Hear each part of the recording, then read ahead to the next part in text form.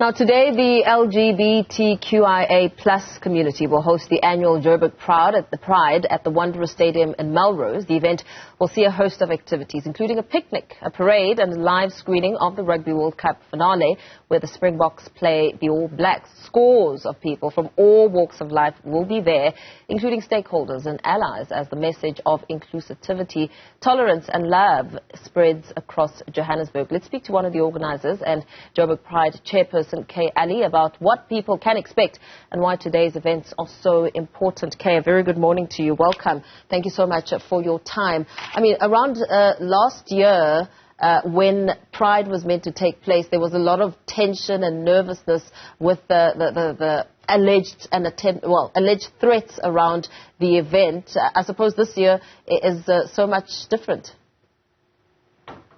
This year is so much different. It's our era of elevation. We're very pleased to have moved to Wanderers Stadium.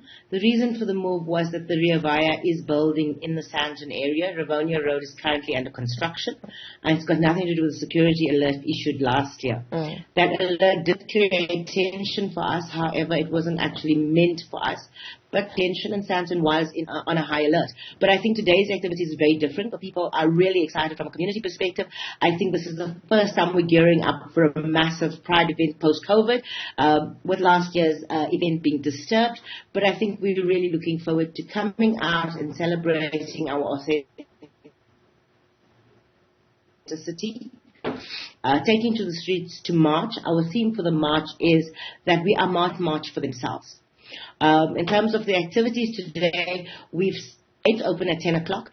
We've got a phenomenal build-up event with community DJs gearing up to entertain the crowd while we gather a mass amount of people before the parade.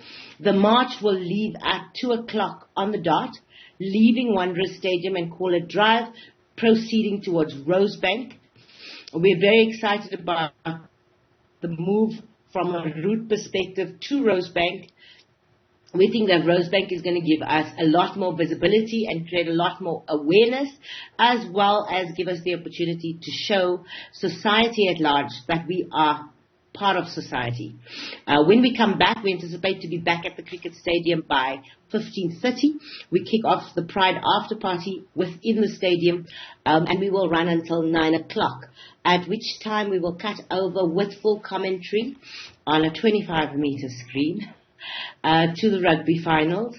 And we're very excited that we have the opportunity to show the LGBT community the rugby finals at Pride, given the fact that a lot of people were concerned about where do they go, given that they will be dressed very flamboyantly for Pride. Yes. So we are very so pleased that we can extend that to our community. Yeah, I'm hoping that the line will hold, Kay. You mentioned something really important as you speak about showing society that you're part of society, which then leads us to speaking around inclusivity, where we know that recent reports showed that a grade 6 learner had died by suicide after allegedly being bullied for being gay. How important and imperative will it be to speak around an inclusive society in your messaging with this event?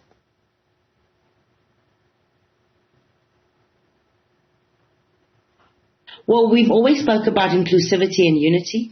What we do know is that from a constitutional perspective, policy does include everyone. There's non-discriminatory acts for sexual orientation and gender identity. However, being said that we have that in place, there is still a lot of work to go. There are challenges that we face from a employment perspective. So anyone in the employ of government, we do know that it's not just the Department of Education and the child was victimized by its teacher. It's not just the teachers that are victimizing. It's government employees in general across quite a number of departments. Your policing, your Department of Home Affairs. There's a lot of sensitization and sanitization that needs to take place within the department's staff.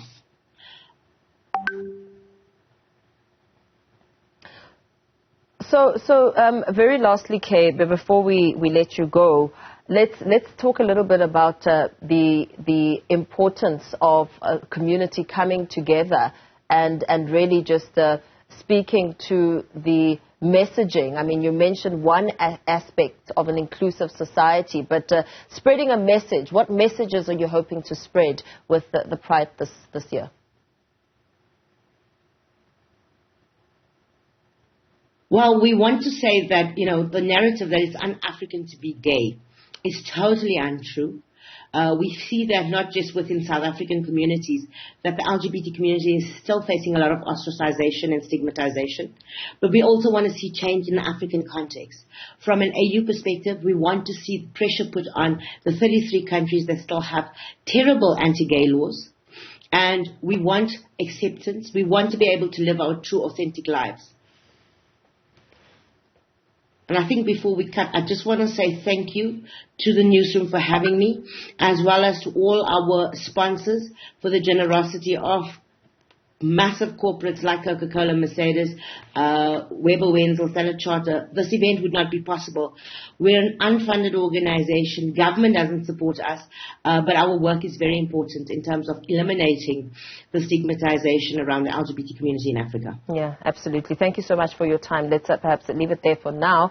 Let you go and prepare for this big event. Joburg Pride chairperson Kay Ali speaking to us there about the Pride this year and the host of activities that come with it.